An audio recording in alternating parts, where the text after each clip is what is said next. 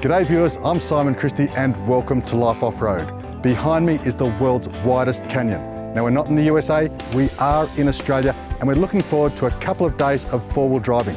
We're heading west over the mountains, out of Sydney, we're catching up with a few mates and we've got some fantastic trails, tracks and scenery to explore. Come along for the ride, I think you'll enjoy the episode.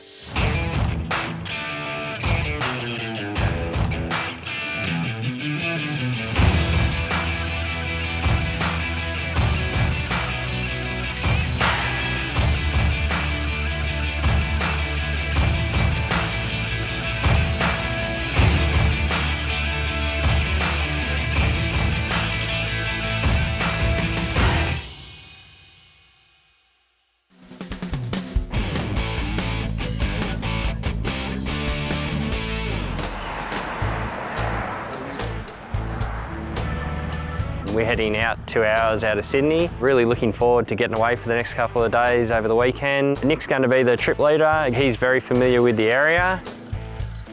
This time we're going to take Simon somewhere where he hasn't been. We're going to go up into the Blue Mountains. We're going to head out around Lithgow and then we're going to head a bit further west than that. Where we're going, there is a good variety of different sorts of tracks, which is good for all levels of experience, from beginners to the more serious people looking for those nastier trails. There's going to be some nice, big, steep, slippery hill descents. Ultimately, it's got a bit of everything, which is the perfect recipe for a great weekend.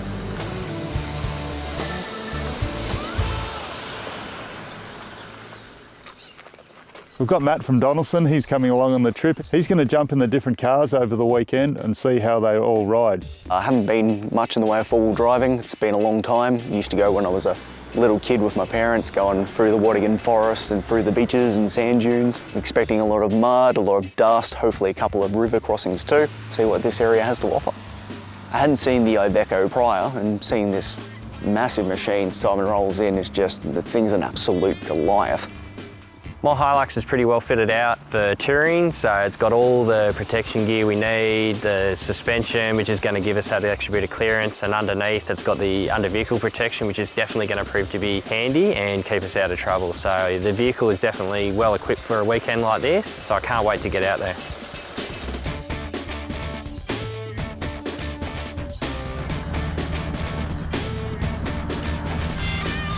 So there was a bit of dust on the road on the way across, and then when we got down to the rut we decided we'd spend a bit of time here.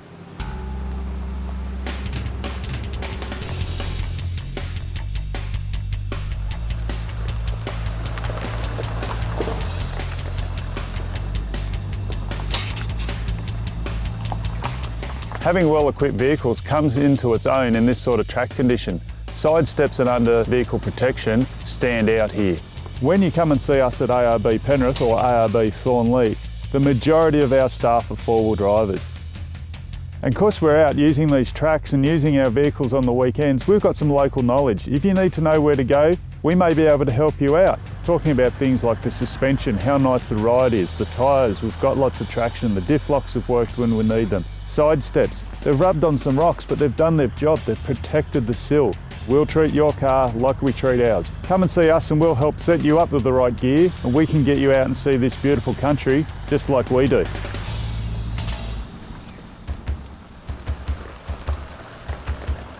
So when Nick said he was going to take us down this trail with some big ruts, he wasn't lying.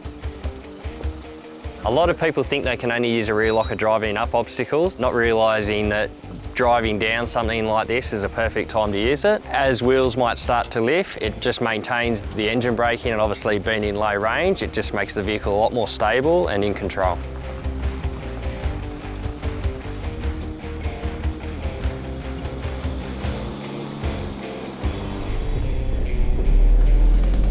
That's just locked up the back there. That's the rear diff lock on. Okay. It's pretty dry, we're not going to need the front, but we'll try. Now this looks gnarly. Yeah, a couple of deep rutty sections there. Got all the alarms going off, lights flashing.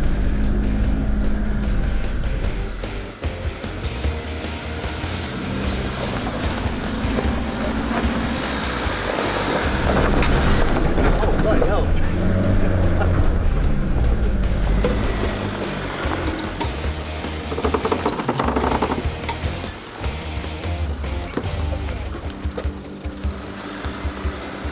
There's just so much going on. Going through some dusty, steep trails leading down to this lovely creek bed that we're at now. It's beautiful here.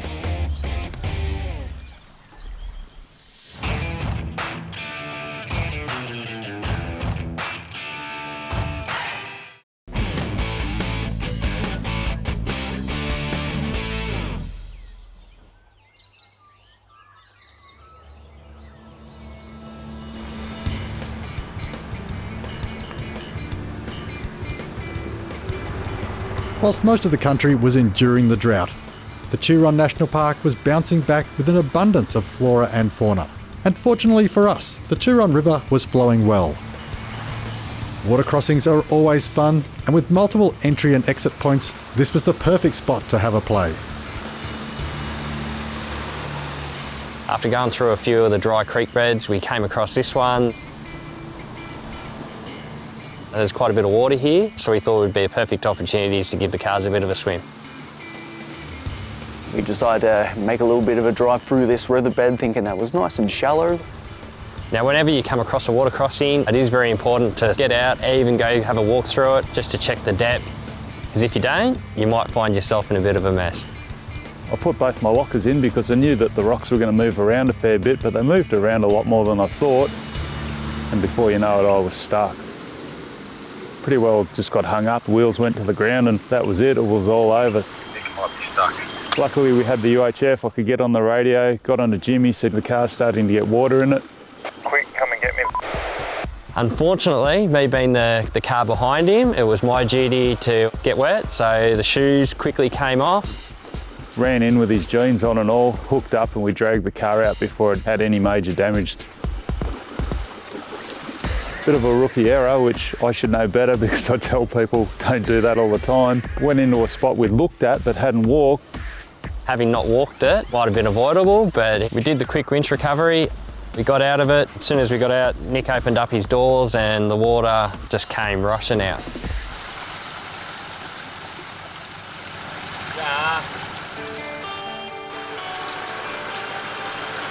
Thanks for that. I would have taken it off, but I was going to. This camera's around, so... I thought that's why you would have taken them off. I took my shoes off in the car so they didn't get wet. A couple of things to learn there. Before you jump in, get out and walk it. Don't make that rookie error. It was great to have the good gear on the vehicles set up properly. By some quick thinking, some good actions and being prepared and going away prepared, we got out of that sticky situation pretty easily.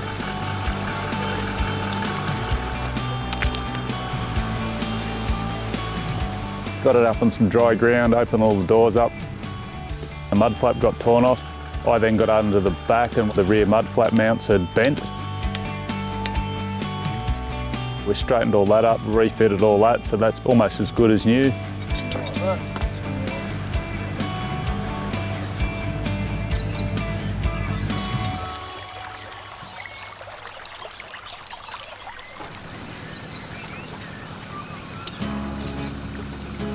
Once we got the vehicle back on higher ground, we took all the mats out. Fortunately, having the vehicles as well equipped as they are, both have the ARB twin compressors on board. We're able to start blowing out some of the water, especially near the electrical components. This was a great example of when you have the right gear, there's so many different ways you can use it, and it just keeps paying for itself over and over again. The compressor definitely packs a lot of punch. This particular one has a flow rate of 132 litres per minute. What that normally means is pumping your tyres up really quickly. Today, it just showed how well it worked in getting rid of that water really quickly, ultimately preventing a lot of further damage. A good compressor is really more than just inflating your tyres. It's the ability to run things like air lockers, pumping up air mattresses, blowing up the kids' basketballs. When it comes to a good compressor, what you can do with it really is endless.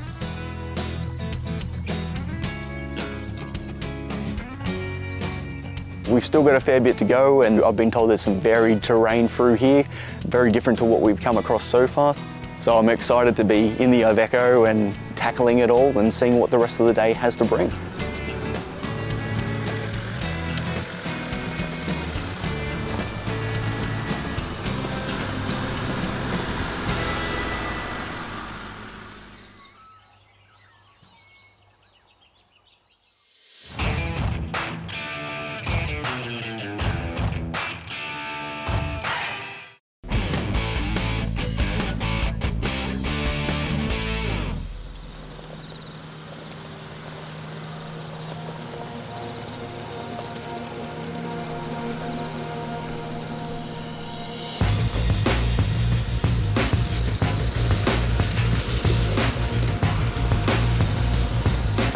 After all the fun and games at the Turon River, we ended up going past and going through a couple of more creek crossings, definitely not as treacherous as the ones that we were on before.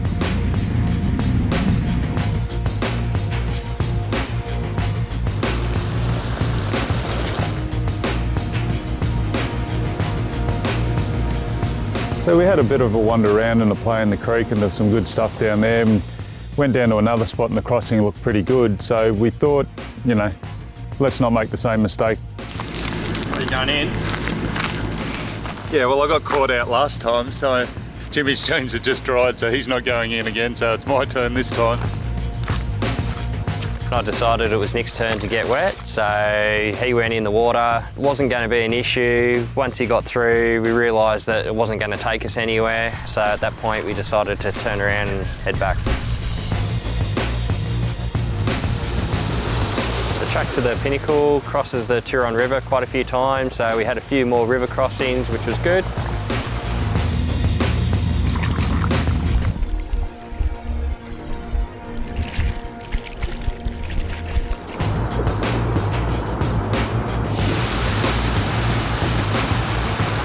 But one river crossing in particular definitely was a good test for the Iveco. Had a bit of a turn with Simon in the Iveco, going through a very deep river crossing. I thought we were going to turn into a boat for sure.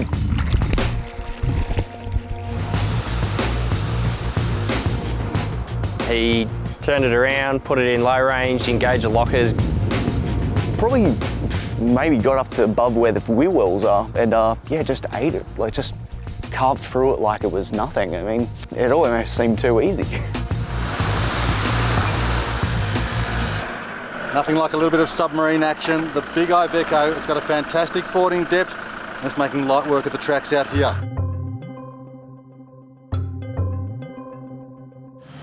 So we've definitely encountered a lot of dust on this trip, which is especially harmful to an engine. While it varies from engine to engine and the type of contaminant, it's roughly estimated 1 gram of dust per horsepower is enough to ruin an engine. To put that in perspective, it only takes about half a cup of dust to stop the average four-wheel drive diesel engine. I brought along a Donaldson four-wheel drive filter kit with me. It has a fuel and oil filter, but most importantly, with the dusty conditions we've encountered today, it has an air filter. When dust gets into your engine, it causes engine wear. This can result in a loss of performance, increasing fuel and oil consumption, and ultimately engine failure, which can be costly in repairs and time off-road. To prevent these particles from getting into your engine, Donaldson recommends that you never pull out your filter just to check it or clean it in any way. A dirty filter is a working filter and actually more efficient than a new one. This is why it's important to allow the air filter to do its job properly and not change it prematurely. So you should only need to change it if it's damaged, wet, or completely clogged. So in summary, a good air filter should only be replaced at its service intervals. Carrying a spare filter kit is always smart insurance.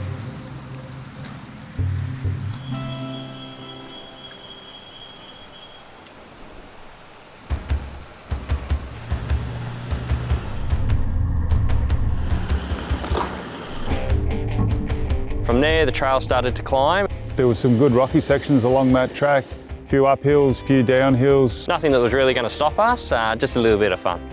Can you put the rear diff lock on, please? So have you done a lot of four-wheel driving like this before? No, not like this. I mean, you know, back in the days it used to just be, you know, some easy, nice dirt roads or some nice sand dunes, but man, nothing like this. Oh, bloody hell.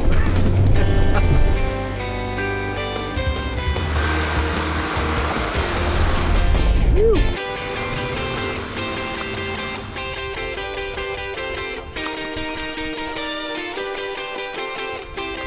It's definitely been a nice fun refresher from some of the four-wheel driving I used to do back when I was a little tot, but yeah, this has been a ball so far.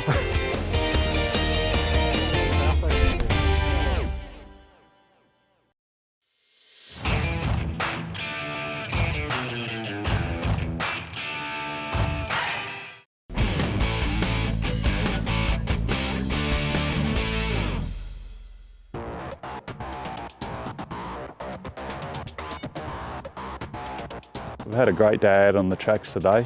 We got to play on some awesome hills and climb some stuff. Yeah, it's been a crazy day today, taking on some of these real twisty, dirty, dusty trails, some of them pretty steep. Hanging with Simon in the Iveco, that seemed to eat it up like it was nothing.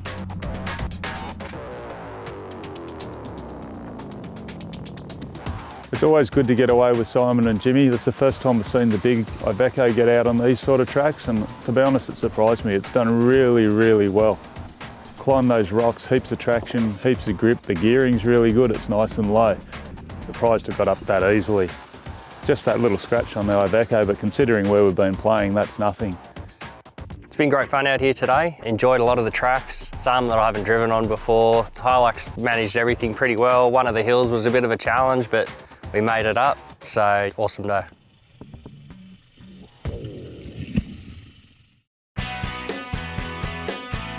It's been a great adventure being with Simon and the crew from ARB as well.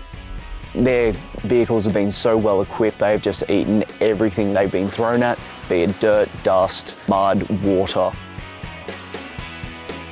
So Jimmy, Nick and Simon, all three cars, very different builds, tackling the tough terrain, all seemed to go through it fine. Obviously we had a couple of sticky situations every now and then, but we all seemed to get through it fine, and some of them very steep, very dusty, very rocky. We nearly had a couple of close calls. We've had easy stuff, we've had some harder stuff, a lot of it you can go around. There's heaps of options out here. Scenery's been great. We're so close to Sydney, but get out and have a play, get out and have an explore.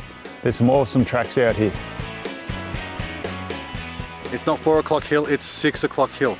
Mr. Manel has put us into an amazing spot. Just around the corner from the Lost City, we've got mud, holes, trees, step-ups, and a huge gully of just rock. I don't even know how to explain it, but I reckon the big Iveco is going to have a crack at this. New South Wales, turning it on for Life Off-Road.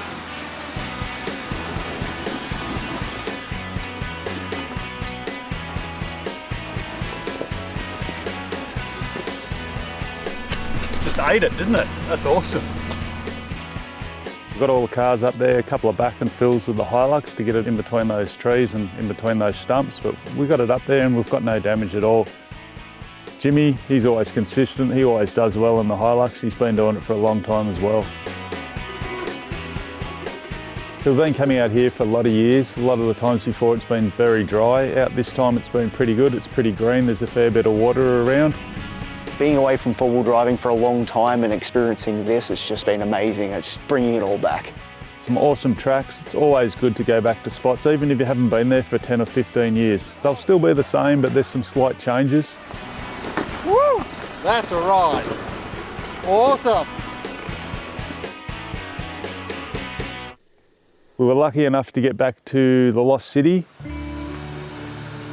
The aim was to get there to see the sun go down. We got there with minutes to spare. And that was pretty phenomenal, it was pretty spectacular. We've ended the day here in the Lost City. It's a beautiful spot. I've been out here a number of times. Any time that I do get out here, I always take the opportunity to come out and just enjoy what nature has to offer. We timed it perfectly today. We got to see an awesome sunset. Really great way to top off an awesome day. So just finishing up at Lost City and just seeing this amazing sunset, the clouds coming over. We've been taking plenty of photos throughout the day, and you can't plan this. This just looks amazing. The clouds were awesome, the colours came out, and as the sun went down, the temperature dropped as well. It's a great way to finish the day. We've got some great tracks I'm going to take the guys on tomorrow. We'll throw some more rocks and some more obstacles at them, see some more great scenery, go out and have a look over the Walgan Valley. Yeah, it should be exciting. It's been good fun being out here with the guys from 4 Drive TV, shooting an episode of Life Off-Road. Is that it? Oh no, just the dusty. I've done a few trips with them. They're always fun and definitely looking forward to the next one. Not.